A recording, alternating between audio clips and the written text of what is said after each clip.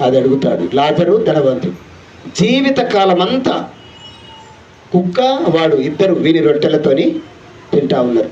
ఏనాడన్నా అరే వాడు మనిషే, కుక్క కాదు, నేను మనిషినే, ధనవంతుణ్ణి అని ఒక్కరోజు వానికి ఒక కొత్త బట్టలు గుట్టించి ఒక్కరోజు ఆ టేబుల్ మీద భోజనం పెట్టాడా?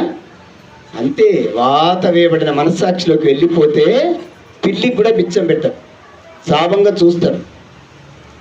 అది అన్నమాట.